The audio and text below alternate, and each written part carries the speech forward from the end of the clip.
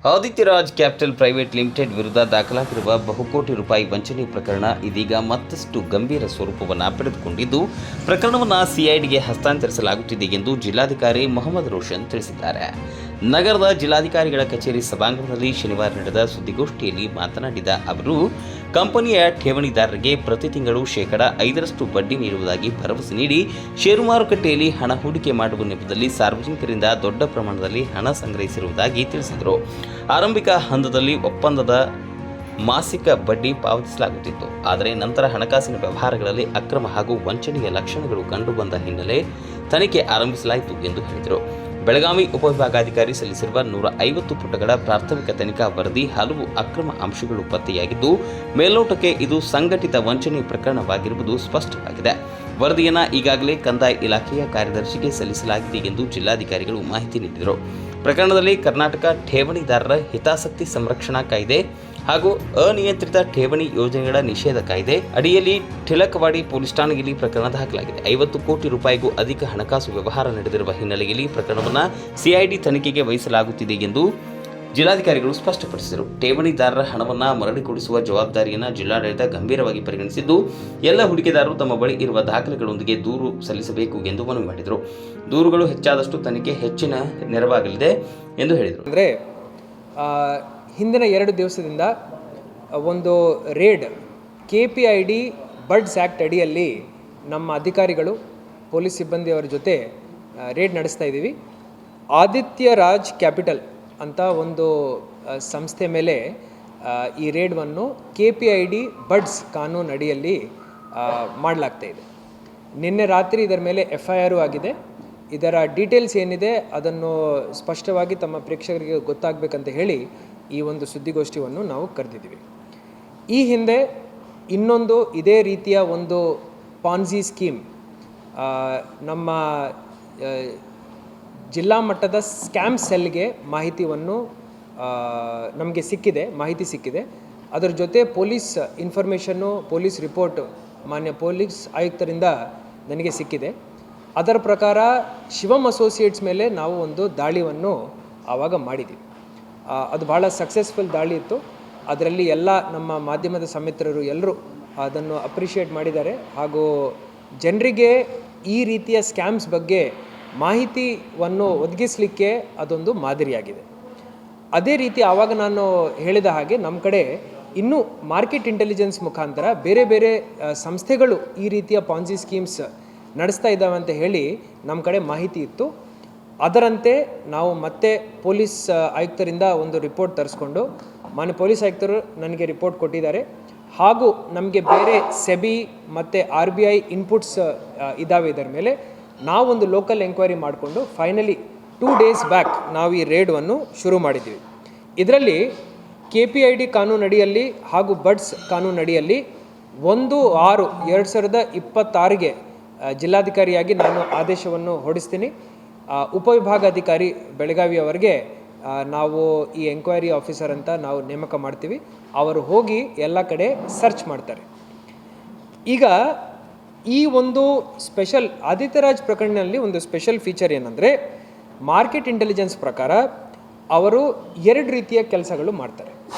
ಒಂದು ಏನಂದರೆ, ಅವರು ಫಂಡ್ ರೇಸಿಂಗ್ ಆ್ಯಕ್ಟಿವಿಟಿ ಅಂತ ಹೇಳ್ತಾರೆ.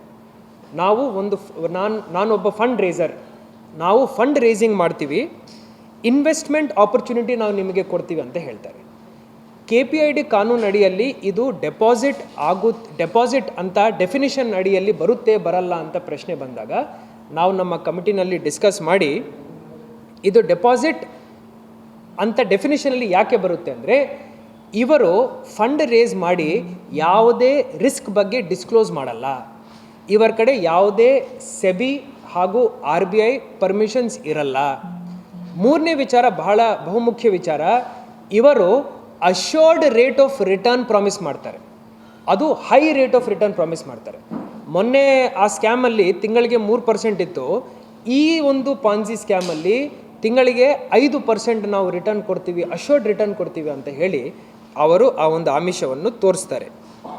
ಈಗ ಇದು ಇವರು ಏನು ಒಂದು ಇವರು ಲೆವರೇಜ್ ಫಂಡಿಂಗ್ ಅಗ್ರಿಮೆಂಟ್ ಅಂತ ಹೇಳಿ ಒಂದು ಅಗ್ರಿಮೆಂಟನ್ನು ಈ ನಮ್ಮ ಠೇವಣಿದಾರ ಜೊತೆ ಮಾಡ್ಕೊಳ್ತಾರೆ. ಲೆವರೇಜಿಂಗ್ ಫಂಡ್ ಅಗ್ರಿಮೆಂಟಲ್ಲಿ ಇವರು ರಿಸ್ಕ್ಸ್ ಬಗ್ಗೆ ಮಾತಾಡಲ್ಲ. ಇವರ ಕಡೆ ಡೆಪಾಸಿಟ್ ತಗೊಳ್ಳಿಕ್ಕೆ ಲೆವರೇಜ್ ಫಂಡಿಂಗ್ ಅಗ್ರಿಮೆಂಟ್ LFA ಅಂತ ಹೇಳ್ತಾರೆ. ಇದರದ್ದು ಏನು ಟ್ರಾನ್ಸ್ಲೇಷನ್ ಇದೆ ಅದು ತಮಗೆ ಹೇಳ್ತೀನಿ. ಲೆವರೇಜಿಂಗ್ ಫಂಡ್ ಅಗ್ರಿಮೆಂಟ್ ಅಂತ ಮಾಡಿಕೊಂಡು ಇದರಲ್ಲಿ fixed monthly return of 5% principal plus 5% interest for 20 months ಅಂತ ಹೇಳಿ ಲಾಕ್-ಇನ್ ಪೀರಿಯಡ್ ಹಾಕ್ತಾರೆ.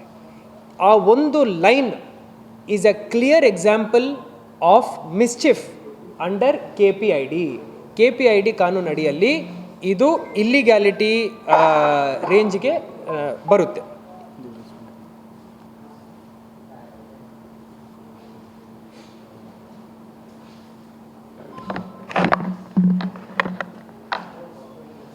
इसका ट्रांसलेशन थे. ಈಗ ಸೆಬಿ ರೆಗ್ಯುಲೇಷನ್ಸ್ ಪ್ರಕಾರ ನೀವು ಇತರರ ದುಡ್ಡು ತಗೊಂಡು ಇನ್ವೆಸ್ಟ್ ಮಾಡಬೇಕಂದ್ರೆ ನೀವು ಒಂದು ಪೋರ್ಟ್ಫೋಲಿಯೋ ಫಂಡ್ ಮ್ಯಾನೇಜರ್ ಆಗಿರಬೇಕು. ಈ Aditya Raj capital portfolio fund manager ಅಲ್ಲ. ಪೋರ್ಟ್ಫೋಲಿಯೋ ಫಂಡ್ ಮ್ಯಾನೇಜರ್ ಇದ್ದಾಗ ನೀವು ಮಾರ್ಕೆಟಲ್ಲಿ ಇರುವಂಥ ರಿಸ್ಕ್ಸ್ ಬಗ್ಗೆ ಇನ್ವೆಸ್ಟರ್ಸ್ಗೆ ಹೇಳಬೇಕು. ರಿಟರ್ನ್ಸ್ ನಾನು ಕಡ್ಡಾಯವಾಗಿ ನಿಮಗೆ ಇಷ್ಟು ಕೊಡ್ತೀನಂತ ಹೇಳಲಿಕ್ಕೇ ಇಲ್ಲ. ಆದರೆ ಇವರ ಸ್ಕೀಮಲ್ಲಿ ಇವರು ಸೆಬಿನಲ್ಲಿ ರಿಜಿಸ್ಟರ್ಡು ಇಲ್ಲ, ಜೊತೆಯಲ್ಲಿ ಪ್ರಿನ್ಸಿಪಲ್ಲು ಕೊಡ್ತೀವಿ, 5% ತಿಂಗಳಿಗೆ ನಾವು ರಿಟರ್ನ್ ಅಶ್ಯೂರ್ಡ್ ಆಗಿ ಕೊಡ್ತೀವಿ ಅಂತ ಹೇಳ್ತಾರೆ. This is a clear example of a Ponzi scheme. Ponzi ಸ್ಕೀಮ್ಗೆ ಇದು ಒಂದು ಟ್ರೂ ಪ್ರಾಪರ್ ಮಾದರಿ.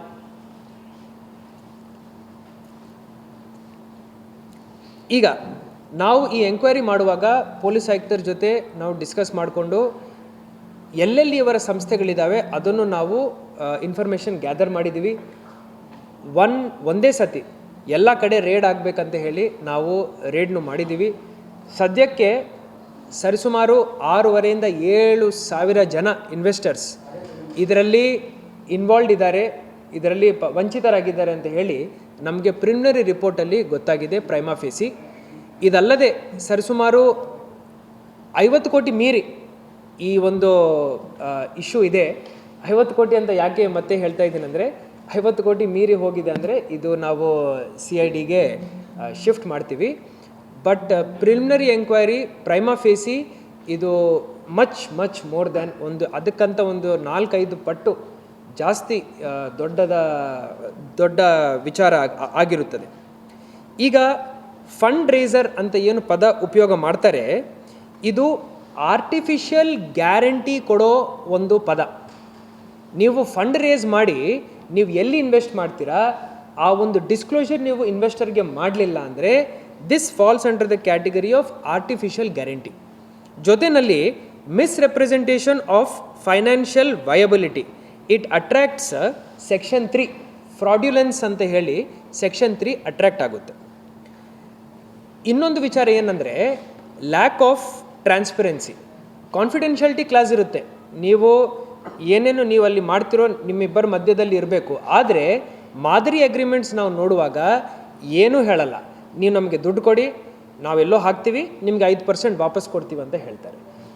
ಇದರಲ್ಲಿ ನಾನ್ ಡಿಸ್ಕ್ಲೋಷರ್ ಆಫ್ ರಿಸ್ಕ್ ಅನ್ನೋದು ಒಂದು major element which also attracts KPID.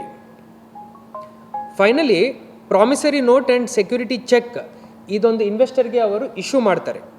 ಇದು ಆರ್ಟಿಫಿಷಿಯಲ್ ಅಶ್ಯೂರೆನ್ಸ್ ಆಫ್ ರೀಪೇಮೆಂಟ್ ಆಗುತ್ತೆ. Plus evidence of deposit accepted ನಮಗೆ ಇದರ ಮುಖಾಂತರ ಗೊತ್ತಾಗುತ್ತೆ. ಸೊ ಇದೆಲ್ಲ ಪ್ರಿಲಿಮಿನರಿ ಮಾಹಿತಿ ಇಟ್ಕೊಂಡು prima facie information as per market intelligence as per the detailed report submitted by police commissioner ನಾವು ಈ ರೇಡನ್ನು ಮಾಡಿದ್ದೀವಿ. ಬಹಳ ಸಕ್ಸಸ್ಫುಲ್ ರೇಡ್ ಇದೆ. ನಿನ್ನೆ ರಾತ್ರಿ FIR ಬುಕ್ ಮಾಡಿದ್ದೀವಿ. KPID ಕಾನೂನಲ್ಲಿ ನಾನು AC ಅವರಿಗೆ ಆಥರೈಸ್ ಮಾಡ್ತೀನಿ, ಅವರು ಹೋಗಿ ರೇಡ್ ಮಾಡ್ತಾರೆ, ರೇಡ್ ಮಾಡಿ ನನಗೆ ರಿಪೋರ್ಟ್ ಮಾಡ್ತಾರೆ. ನಾನು ರಿಪೋರ್ಟ್ ಮೇಲೆ ನಾನು ಅದರ ಮೇಲೆ ಕೂತ್ಕೊಳ್ಳಿಕ್ಕೆ ಆಗಲ್ಲ. ಇಮಿಡಿಯೇಟ್ಲಿ ಏನು ರಿಪೋರ್ಟ್ ನನ್ನ ಕಡೆ ಬರುತ್ತೆ ತಕ್ಷಣವೇ ನಾನು ಅದು ಸ್ಟೇಟಿಗೆ ಫಾರ್ವರ್ಡ್ ಮಾಡಬೇಕಾಗುತ್ತೆ ಟು ಕಾಂಪಿಟೆಂಟ್ ಅಥಾರಿಟಿ. ನಿನ್ನೆ ನನಗೆ ಈ ರಿಪೋರ್ಟ್ 6 ಗಂಟೆಗೆ ಬಂದಿದೆ. 6:30 ಒಳಗಡೆ ನಾನು ಈ ರಿಪೋರ್ಟನ್ನು ಸ್ಟೇಟಲ್ಲಿ ಅಪರ ಮುಖ್ಯ ಕಾರ್ಯದರ್ಶಿ ಕಂದಾಯ ಇಲಾಖೆಯವರಿಗೆ ನಾನು ಆಲ್ರೆಡಿ ಕಳಿಸ್ಬಿಟ್ಟಿದ್ದೀನಿ.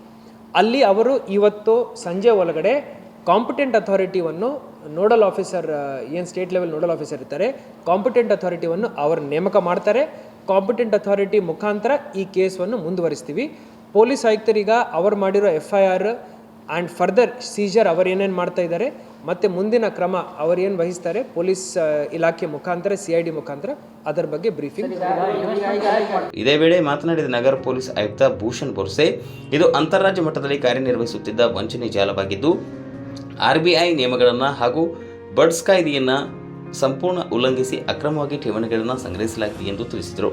ಬ್ಯಾಂಕ್ಗಳ ಮೂಲಕ ಹಣಕಾಸಿನ ವ್ಯವಹಾರ ನಡೆದಿರುವುದು ಸಾವಿರಾರು ಠೇವಣಿದಾರರಿಗೆ ಮಾಹಿತಿ ಅಧಿಕಾರಿಗಳಿಗೆ ಲಭ್ಯವಾಗಿದೆ ಎಂದರು. ಪ್ರಾಥಮಿಕ ತನಿಖೆಯ ವೇಳೆ ಕಂಪನಿಯ ಕಚೇರಿಗಳಿಂದ ನೋಟರಿ ಬಾಂಡ್ಗಳು, ಬ್ಯಾಂಕ್ ಚೆಕ್ಗಳು, ಒಪ್ಪಂದದ ಪತ್ರಗಳು ಹಾಗೂ ವಿವಿಧ ಹಣಕಾಸಿನ ದಾಖಲೆಗಳನ್ನು ವಶಪಡಿಸಿಕೊಳ್ಳಲಾಗಿದೆ. ಜೊತೆಗೆ ಕಂಪ್ಯೂಟರ್, ಹಾರ್ಡ್ ಡಿಸ್ಕ್ ಹಾಗೂ ಇತರೆ ಡಿಜಿಟಲ್ ದಾಖಲೆಗಳನ್ನು ಪೊಲೀಸರು ವಶಕ್ಕೆ ಪಡೆದಿದ್ದಾರೆ ಎಂದು ತಿಳಿಸಿದರು. ಆದಿತ್ಯರಾಜ್ ಕ್ಯಾಪಿಟಲ್ ಪ್ರೈವೇಟ್ ಲಿಮಿಟೆಡ್, ಆದಿತ್ಯರಾಜ್ ಸೆಕ್ಯೂರಿಟಿ ಸೇರಿದಂತೆ 3 ಕಂಪನಿಗಳು ಹಾಗೂ 6 ಪ್ರಮುಖ ಪದಾಧಿಕಾರಿಗಳ ವಿರುದ್ಧ ಟಿಳಕವಾಡಿ ಪೊಲೀಸ್ ಠಾಣೆಯಲ್ಲಿ ಪ್ರಕರಣ ದಾಖಲಾಗಿದೆ. ಪ್ರಕರಣದ ಪ್ರಮುಖ ಆರೋಪಿ ಹಾಗೂ ಸಂಸ್ಥಾಪಕ ಬಾಲರಾಜ್ ಮಾನೆ ಬಂಧನಕ್ಕೆ ಪೊಲೀಸರು ಕ್ರಮ ಕೈಗೊಂಡಿದ್ದು ಎಲ್ಲ ವಿಮಾನ ನಿಲ್ದಾಣಗಳಲ್ಲಿ ಲುಕ್ಔಟ್ ನೋಟಿಸ್ ಜಾರಿ ಮಾಡಲಾಗಿದೆ. ಆರೋಪಿಗಳು ಎಲ್ಲಿಯೇ ಇದ್ದರೂ ಕಾನೂನಿನಿಂದ ತಪ್ಪಿಸಿಕೊಳ್ಳಲು ಸಾಧ್ಯವಿಲ್ಲ. 2 ದಿನಗಳ ಒಳಗಾಗಿ ಪ್ರಮುಖ ಆರೋಪಿಯನ್ನು ಬಂಧಿಸುವ ವಿಶ್ವಾಸ ಇದೆ. ಪ್ರಕರಣ ಅತ್ಯಂತ ಸೂಕ್ಷ್ಮವಾಗಿದ್ದು ಎಲ್ಲ ಆಯಾಮಗಳಲ್ಲಿ ತನಿಖೆ ನಡೆಸಲಾಗುತ್ತಿದೆ ಎಂದು ಪೊಲೀಸ್ ಆಯುಕ್ತ ಭೂಷಣ್ ಬೋರ್ಸೆ ಹೇಳಿದರು. ಅವರು ಏನು ದೂರು ನೀಡಿದ್ದಾರೆ ಅದರ ಆಧಾರದ ಮೇಲೆ ತಿಲಕವಾಡಿ ಪೊಲೀಸ್ ಠಾಣೆಯಲ್ಲಿ ಬರ್ಡ್ಸ್ ಆ್ಯಕ್ಟ್, KPID ಆ್ಯಕ್ಟ್ ಮತ್ತು ಭಾರತೀಯ ನ್ಯಾಯ ಸಂಹಿತಾ ಇವರದು ಸೆಕ್ಷನ್ ಅಡಿಯಲ್ಲಿ ಪ್ರಕರಣ ದಾಖಲು ಮಾಡಲಾಗಿದೆ. ಈ ರೇಡ್ ಮಾಡುವಾಗಲೇ ಏನು ಗೊತ್ತಾಗಿದೆ ಅಂದರೆ ಇವರು ಕೆಲವು ಕಂಪ್ಯೂಟರ್ಸ್ಗೆ ಫಾರ್ಮ್ಯಾಟ್ ಕೂಡ ಮಾಡಿದ್ದಾರೆ. ಸೊ ಡಿಸ್ಟ್ರಕ್ಷನ್ ಆಫ್ ಎವಿಡೆನ್ಸ್ ಕೂಡ ಈ ಪ್ರಕರಣದಲ್ಲಿ ಆಗಿದೆ. ಸೊ ಸೆಕ್ಷನ್ 238 ಕೂಡ ಈ FIRನಲ್ಲಿ ದಾಖಲು ಮಾಡಲಾಗಿದೆ. ಈ FIR 3 company, Adityaraj capitals, Adityaraj global communities, Adityaraj securities ಮತ್ತು 6 ಆಫೀಸ್ ಬೇರರ್ಸ್ ಮತ್ತು ಇತರರು ಈ ಥರ ಪ್ರಕರಣ ದಾಖಲು ಮಾಡಲಾಗಿದೆ. ಮೇನ್ ಆರೋಪಿ ಬಾಲರಾಜ್ ಮಾನೆ CEO, ಇವನು ಆಬ್ಸ್ಕಾಂಡಿಂಗ್ ಇದ್ದಾನೆ. ಅವನಿಗೆ ಹಿಡ್ಕೊಳ್ಳೋಕ್ಕೆ ನಾವೊಂದು ವಿಶೇಷ ತಂಡ ಕೂಡ ರಚನೆ ಮಾಡಿದ್ದೀವಿ. ಇಲ್ಲಿವರೆಗೆ ಈ ಕಂಪನಿ ಬಗ್ಗೆ ನಾವು ಏನೇನು ಮಾಹಿತಿ ತೊಗೊಂಡಿದ್ದೀವಿ ಅದರ ಪ್ರಕಾರ ಈ ಕಂಪನಿ RBI ಜೊತೆಗೆ ರಿಜಿಸ್ಟರ್ಡ್ ಇಲ್ಲ, ಸೇಬಿ ಜೊತೆಗೆ ಕೂಡ ಈ ಕಂಪನಿ ರಿಜಿಸ್ಟರ್ಡ್ ಇಲ್ಲ. ಈ ಕಂಪನಿ ಪದಾಧಿಕಾರಿಗಳು ಪಬ್ಲಿಕ್ ಪ್ರೋಗ್ರಾಮ್ಸ್ ಮಾಡಿಕೊಂಡು ಜನರಿಂದ ಇನ್ವೆಸ್ಟ್ಮೆಂಟ್ ಮಾಡಿ ಡಿಪಾಸಿಟ್ ಮಾಡಿ ಅಂತ ಓಪನ್ ಅಪೀಲ್ ಮಾಡಿದ್ದಾರೆ. ಇವರು ಇನ್ವೆಸ್ಟ್ಮೆಂಟ್ ಮಾಡಿದ ಮೇಲೆ 5% ಪ್ರತಿ ತಿಂಗಳು ರೇಟ್ ಆಫ್ ರಿಟರ್ನ್ದು ಪ್ರಾಮಿಸ್ ಒಂದು ಅಗ್ರಿಮೆಂಟ್ನಲ್ಲಿ ಮಾಡಿದ್ದಾರೆ. ಈ ಎಲ್ಲದರಿಂದ ನಮ್ಮದು ಬರ್ಡ್ಸ್ ಆ್ಯಕ್ಟ್ದು ಮತ್ತು KPID ಆ್ಯಕ್ಟ್ದು ಎಲ್ಲ ರಿಕ್ವೈರ್ಮೆಂಟ್ ಫುಲ್ಫಿಲ್ ಆಗುತ್ತೆ. ಮೋಸ 1 ಕೋಟಿ ರೂಪಾಯಿದು ಇದೆ ಅಥವಾ 10,000 ಕೋಟಿ ರೂಪಾಯಿದು ಇದೆ, ಅದು ಇಂಪಾರ್ಟೆಂಟ್ ಇಲ್ಲ. ಮೋಸನೇ. ಅವರು ಜನರಿಗೆ ಕೊಡ್ತಾಯಿದ್ರು, ಕೊಡ್ತಾ ಇರಲಿಲ್ಲ, ಅದು ಕ್ವೆಶ್ಚನ್ನಲ್ಲಿ ಇಲ್ಲ. ಈ ಥರ ದೇಶದಲ್ಲಿ 1 ಇಲ್ಲ, 3 ಇಲ್ಲ, 2 ಇಲ್ಲ, ನೂರಾರು ಪ್ರಕರಣಗಳು ಆಗ್ತಾಯಿವೆ ಎಲ್ಲಿ ಅವರು ಸ್ಟಾರ್ಟಿಂಗ್ನಲ್ಲಿ ಎಲ್ಲ ರಿಟರ್ನ್ಸ್ ಚೆನ್ನಾಗಿ ಕೊಡ್ತಾರೆ ಮತ್ತು ಒಂದು ಫೈನ್ ಡೇ ಎಲ್ಲ ಮ್ಯಾಕ್ಸಿಮಮ್ ಡಿಪಾಸಿಟರ್ಸ್ ಸೇರಿದ ಮೇಲೆ ಸಾವಿರಾರು ಕೋಟಿ ತೊಗೊಂಡು ಅವರು ವಿದೇಶಕ್ಕೆ ಓಡಿ ಹೋಗ್ತಾರೆ. ಇದರಲ್ಲಿ ಈ ಮೇನ್ ಆರೋಪಿ ಮೇಲೆ ನಾವು ಲುಕ್ಔಟ್ ಸರ್ಕ್ಯುಲರ್ ಕೂಡ ಇಶ್ಯೂ ಮಾಡಿದ್ದೀವಿ. ಅವನಿಗೆ ದೇಶ ಬಿಡಲಿಕ್ಕೆ ಆಗಲ್ಲ, ಬೇಗನೆ ಅವನಿಗೆ ದಸ್ತಗಿರಿ ಮಾಡ್ತೀವಿ. ಇಲ್ಲಿವರೆಗೆ ಬಂದ AC ಅವರು ಏನು ರಿಪೋರ್ಟ್ ಕೊಟ್ಟಿದ್ದಾರೆ, ಅಸಿಸ್ಟೆಂಟ್ ರಿಜಿಸ್ಟ್ರಾರ್ ಅವರು ಏನು ರಿಪೋರ್ಟ್ ಕೊಟ್ಟಿದ್ದಾರೆ, 6,500ಕ್ಕಿಂತ ಜಾಸ್ತಿ ಡಿಪಾಸಿಟರ್ಸ್ ಬಗ್ಗೆ ಮಾಹಿತಿ ಸಿಕ್ಕಿದೆ ಮತ್ತು 50 ಕೋಟಿಗಿಂತ ಖಂಡಿತವಾಗಿ ಇದು ಜಾಸ್ತಿ ಪ್ರಕರಣ ಇದೆ. ಮತ್ತು ನಮ್ಮ ಕರ್ನಾಟಕ ರಾಜ್ಯ ಪೊಲೀಸ್ದು ಸರ್ಕ್ಯುಲರ್ ಪ್ರಕಾರ 50 ಕೋಟಿ ಮೇಲೆ ಇರುವುದು ಫೈನಾನ್ಷಿಯಲ್ ಕೇಸ್ CIDಗೆ ವರ್ಗಾವಣೆ ಮಾಡಬೇಕು. ಇವತ್ತು ಬೆಳಿಗ್ಗೆ ಮಾನ್ಯ DG ಮತ್ತು IG ಅವರಿಗೆ ನಾವು ಒಂದು ರಿಕ್ವೆಸ್ಟ್ ಲೆಟರ್ ಕಳಿಸಿದ್ದೀವಿ.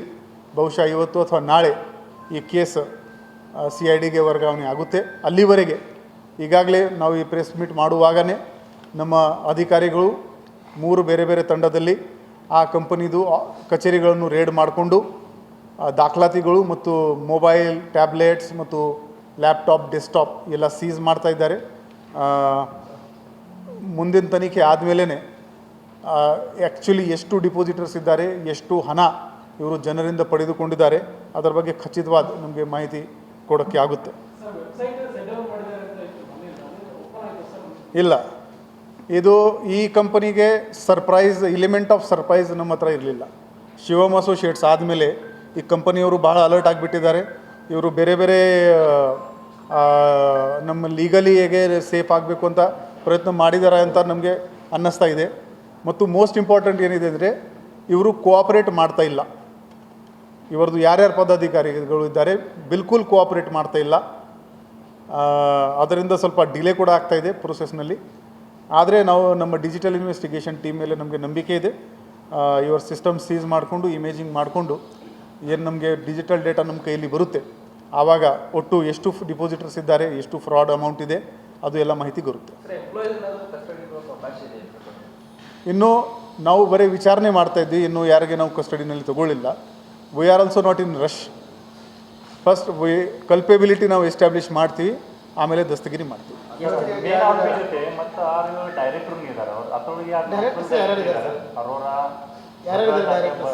ಹೌದು, ಅದು FIR-ನಲ್ಲಿ ನಾವು ಹೆಸರು ನಮ್ಮ ಹೌದು ಯಾರ್ಯಾರು ಮೇನ್ ಜನ ಇದ್ದಾರೆ who are in the know of the things ಮತ್ತು ಯಾರು ಕೋಆಪ್ರೇಟ್ ಮಾಡ್ತಾ ಇಲ್ಲ ಅವರ ಹೆಸರು ನಮ್ಮ FIR-ನಲ್ಲಿ ಇದೆ. ಮೋಸ್ಟ್ಲಿ ಲೋಕಲ್ ಇದ್ದಾರೆ, ಇವರು ಬೆಳಗಾವದಲ್ಲಿ ಇದ್ದಾರೆ.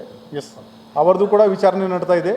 ಅವರ ವಿರುದ್ಧ ಎವಿಡೆನ್ಸ್ ಸಿಕ್ಕಿದ ತಕ್ಷಣ ನಾವು ಮುಂದಿನ ಕ್ರಮ ತಗೋತೀವಿ.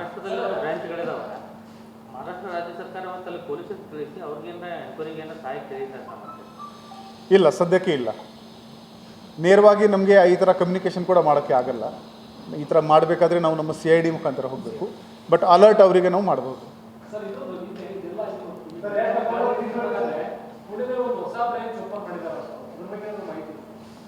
ಇಲ್ಲ, ನಮ್ಮವರು ಎಲ್ಲ ಇದರಲ್ಲೇ ಬ್ಯುಸಿ ಇದ್ದಾರೆ, ಚೆಕ್ ಮಾಡ್ತೀವಿ. ಈ 1-2 ದಿನದಲ್ಲಿ CID-ಗೆ ವರ್ಗಾವಣೆ ಮಾಡ್ತೀವಿ.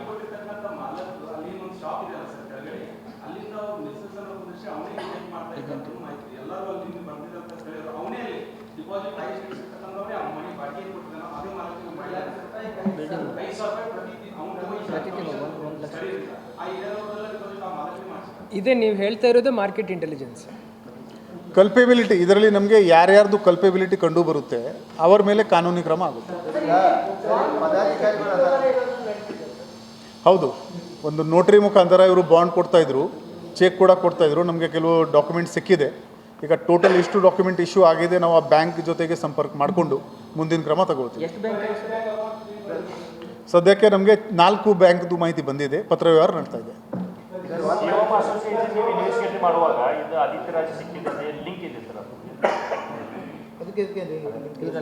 I think they are competitors. ಮತ್ತು ಇಬ್ಬರು only link is both were cheating public. ಕಂಪನಿಯ ಠೇವಣಿದಾರರಿಗೆ ಪ್ರತಿ ತಿಂಗಳು 5% ಬಡ್ಡಿ ನೀಡುವ ಕುರಿತು ನೋಟರಿ ಬಾಂಡ್ಗಳ ಮೂಲಕ ಅಧಿಕೃತ ಒಪ್ಪಂದ ಮಾಡಿಕೊಂಡಿರುವುದು ತನಿಖೆಯಲ್ಲಿ ಪತ್ತೆಯಾಗಿದೆ. 4 ಬ್ಯಾಂಕ್ಗಳೊಂದಿಗೆ ಹಣಕಾಸಿನ ವ್ಯವಹಾರ ಹೊಂದಿದ ಕಂಪನಿಯ ಎಲ್ಲ ದಾಖಲೆಗಳನ್ನು ಅಧಿಕಾರಿಗಳು ವಶಪಡಿಸಿಕೊಂಡಿದ್ದಾರೆ. ಇದರಿಂದ ಹಣಕಾಸಿನ ಹರಿವು ಹಾಗೂ ವ್ಯವಹಾರಗಳ ಸಂಪೂರ್ಣ ಮಾಹಿತಿ ಸಂಗ್ರಹಿಸುವ ಕಾರ್ಯ ಮುಂದುವರೆದಿದೆ. Vinod Kolkar, KMM news, Belagavi.